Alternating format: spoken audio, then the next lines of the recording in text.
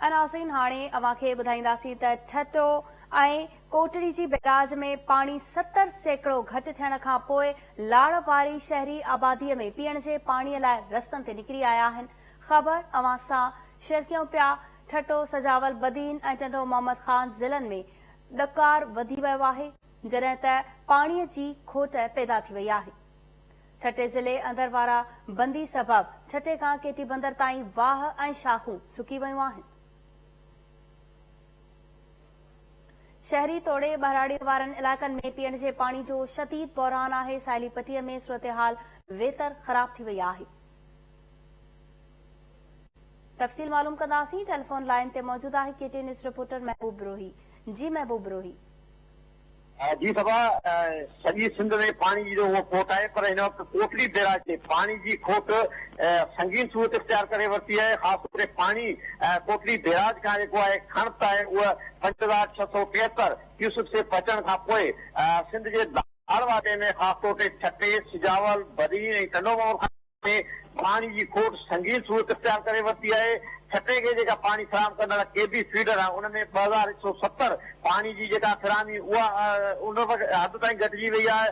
अकरम बाग हिन वक़्तु 278, ओल्ड फुलेली खे 700 ऐं न्यू फुलेली खे 1725 क्यूसेक पाणी फराहम कयो थो वञे।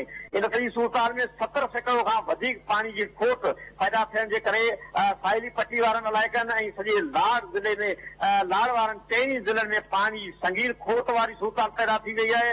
ख़ासि तौर ते साहिली पटी वारा इलाइक़ा आहिनि जंहिंमें ठटो आहे, ठटे खां केटी बंदर, खारो छाण आहे, सिजावल ज़िले जे शाह बंदर, जाती ताईं साॻी वक़्तु जेका बदीन जी साहिली पटी वारा इलाइक़नि ताईं जेका सूरताल आहे उहा संगीन थींदी पई वञे। हिन वक़्तु मजबूरी तौर ते सूरताल इहा आहे ठटे जे ज़िले हेडक्वार्टर वारे शहर ठटो ऐं मकड़ी समेत ज़िले जे समूरनि शहरनि में पीअण जे पाणी जी खोट संगीन सूरत इख्तियार करे वरिती आहे।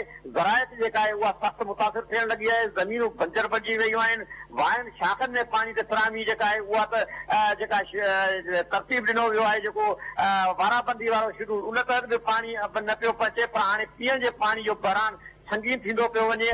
इलाइक़नि में जिते पाणी जी खोट शिदत इख्तियार करे वरिती आहे उते जेका टैंकर माफ़िया आहे, ॿियूं जेके माफ़ियाज़ आहिनि उहे सरगर्म थियूं आहिनि, पर साहिली पटी वारनि इलाइक़नि में लाड़ जे चइनी जेका ज़िलनि में उन्हनि जे लाड़ वारनि इलाइक़नि साहिली पटी वारनि इलाइक़नि में बोर जा पाणी जेके आहिनि हैंड पंप्स आहिनि। ख़ासि तौर ते जेको बोर जो पाणी आहे जेका उनजी जेको पाणी आहे उहो उनजी सिट घटिजी वई आहे। उहो पाणी ॿाहिरो निकिरणु शुरू थियो आहे, जंहिं करे माण्हुनि खे हिन वक़्तु ॾुकारी सूरताल खे मोड़ ॾियणो पइजी रहियो आहे। पर आपाशी खाते को मैकेनिज़म ठाहे न सघी आहे त वाराबंदी तहत कहिड़नि इलाइक़नि खे कंहिं वक़्तु पाणी फराहम करे सघे, जंहिं करे लाड़ वारी इलाइक़े में हिन वक़्तु ॾुकारी हालतूं तेज़ी सां अॻिते वधी रहियूं आहिनि ऐं जेका ज़रई आबादियूं आहिनि उहे सख़्तु मुतासिर थियण खां पोइ हाणे शहरी आबादियूं जेके आहिनि पीअण जे पाणी लाइ छिकी रहियूं आहिनि। जी महबूब रोही, अपडेट करण लाइ तव्हांजी वॾी महिरबानी।